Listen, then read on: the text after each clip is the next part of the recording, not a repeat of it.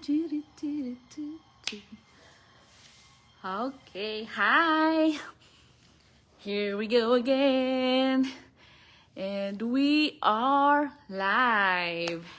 Hello everyone. Good morning, good afternoon, good evening all over the world and wherever you are right now, and hope everyone is safe and sound. So for today, just time check. Today is 12 noon in the afternoon here in Antioch, California, where I'm at right now.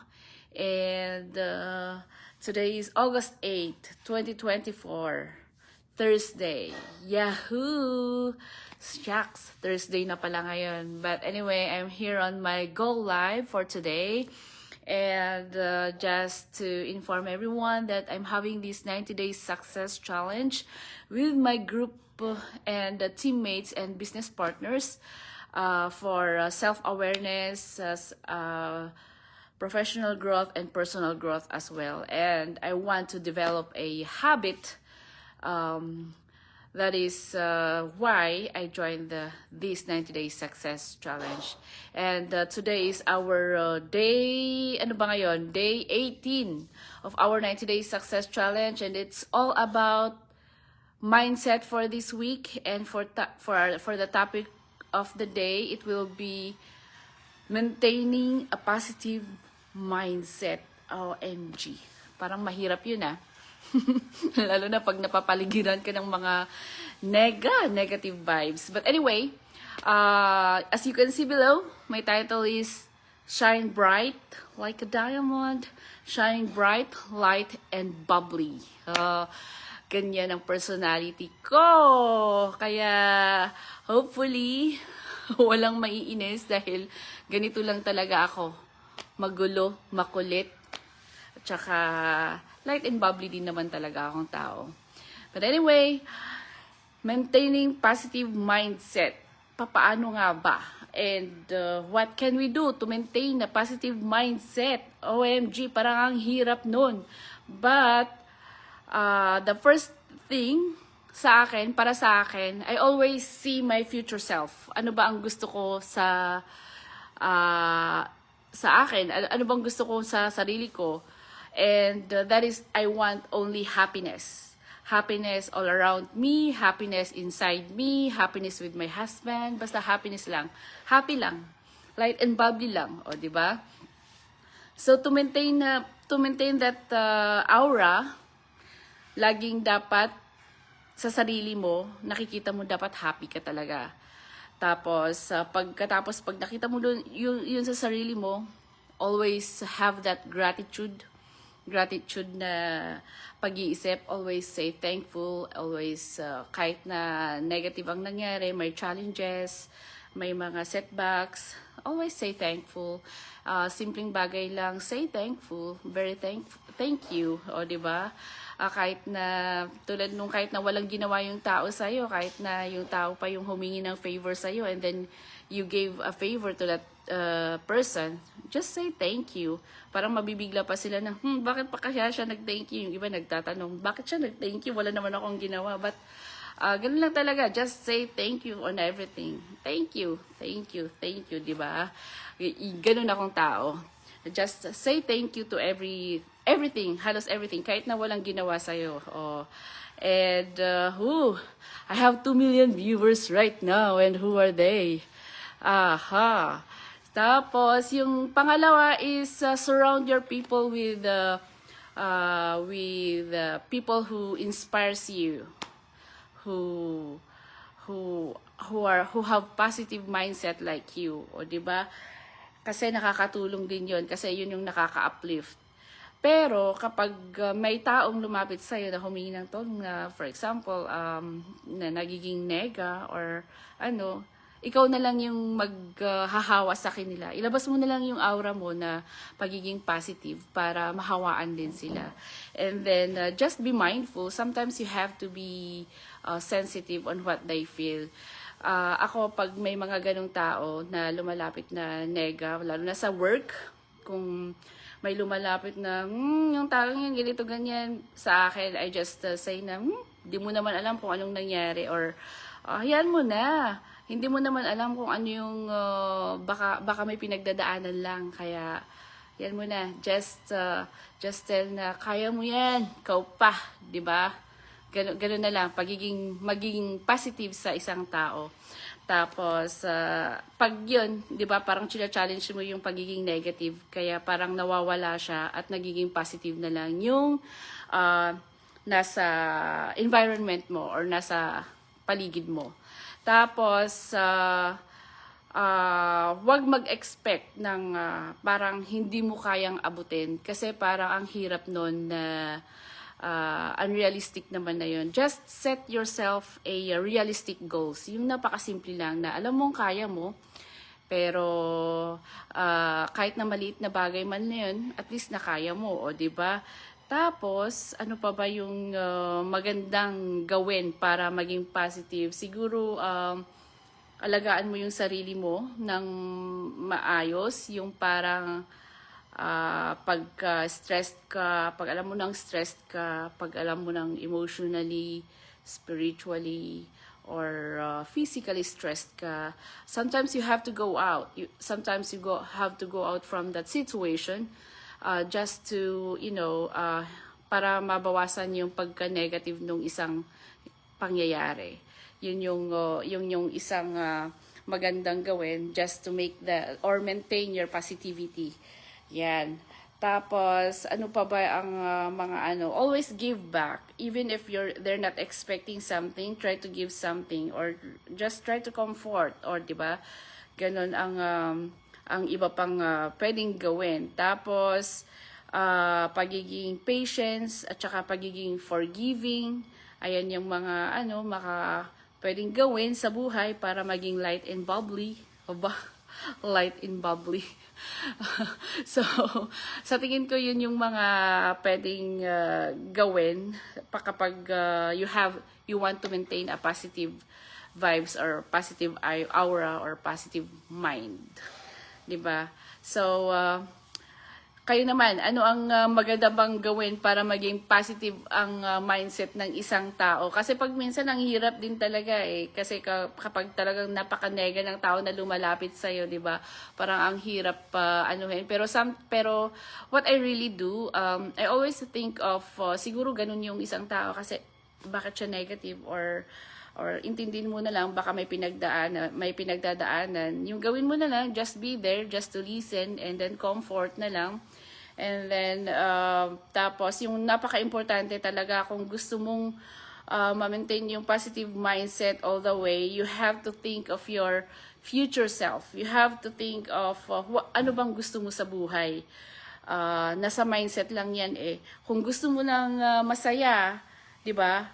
Yun yung mag-a-attract talaga ng happiness ang mangyayari sa iyo pag laging iniisip mo negative ang edi syempre parang yun na lang yung hinihiling mo na mangyari. You're manifesting negativities. So it's all in the mindset kumbaga, and it's all about thinking or imagining or contemplating on things what will happen to you. Yun yung dapat mong isipin na ano ba talaga ang gusto ko sa buhay? Ano ba talaga ang gusto ko na mangyari sa sarili ko? Do I want to be happy? Do I want to be lonely and sad? O, di ba? Ayoko nang ganun. So, yun lang po for today. But I want to share to you regarding and joining a business. Gusto ko lang na i-relate. That's why I'm here, because of my professional growth, and I want to learn more or share more about our business. And I have my link below, www.josonkit.com. Like joining or venturing into a business, if you want more blessings to come for your business, you have to think or manifest about blessings so that all blessings will come, diba? And then, if you want some success, hi Ate Debs, watching from Hawaii. I'm thinking of visiting Hawaii soon, but we'll see. So, and yes, we're talking about maintaining positive mindset, o diba? Parang yung sa group natin, we are all positive vibes. Na dapat positive lang, walang mga negative vibes kasi if positive yung nasa paligid mo is positive, nakaka-attract ng positivity yan, nakaka-attract ng blessings, ayan, nakaka-attract ng mga swerte, nakaka-attract ng mga bagong business partners, o di ba? And then, of course, if you're a positive person, at saka yung mga iniisip mo na magiging positive lahat, yung mga magiging kasama mo, edi masaya kung yun yung mga sasama sa'yo. Diba, Ate Debs? And then, so I think I have to grab this chance to bring in a business partner so she can share something about being a positive or how to maintain a positive mindset. Ate Debs, invite kita.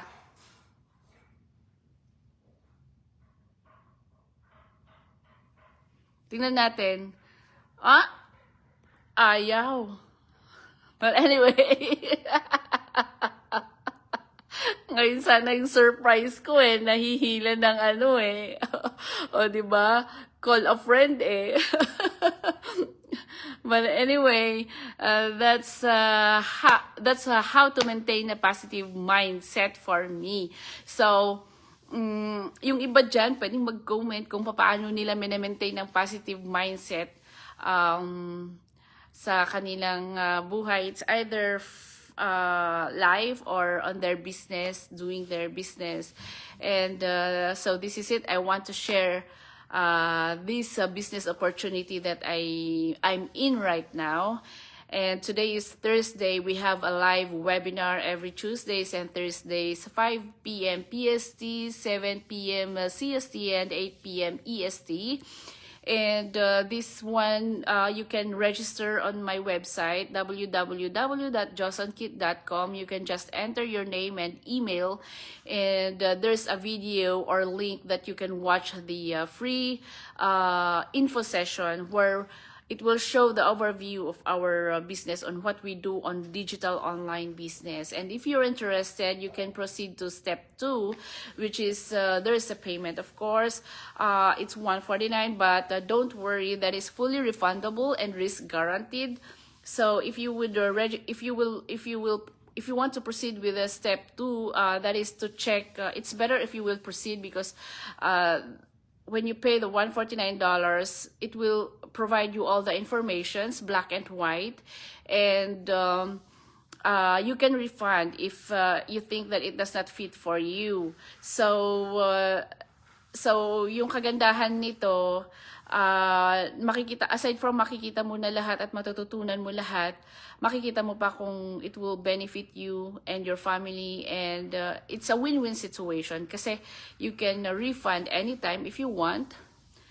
If you don't like if you don't like to proceed with the business, and if you want to proceed with the business, we can talk. You can directly message me for more information. And then ang masasabi ko lang, nowadays, because we know that social media or digital online businesses is a very useful tool for business nowadays. But for me, you have to do your research. You have to check every businesses, every digital online businesses to see if this one will fit for you.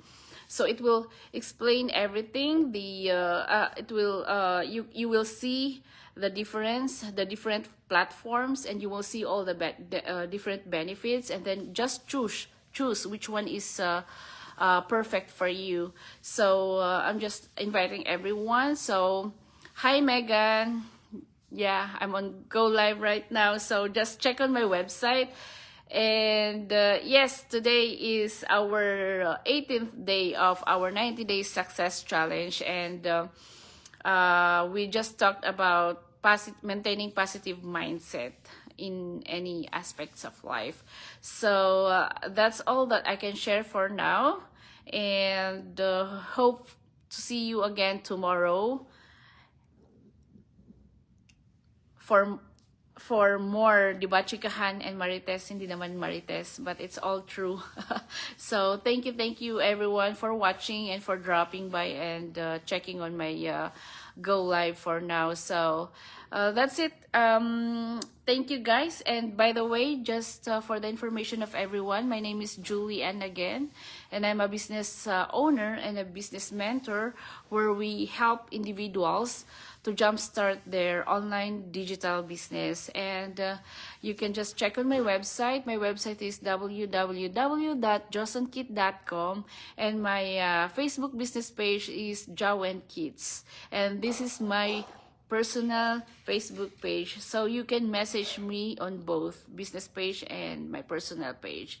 That's all. Thank you so much and have a good day, everyone. Have a blessed Thursday and see you again tomorrow. Thank you. Bye.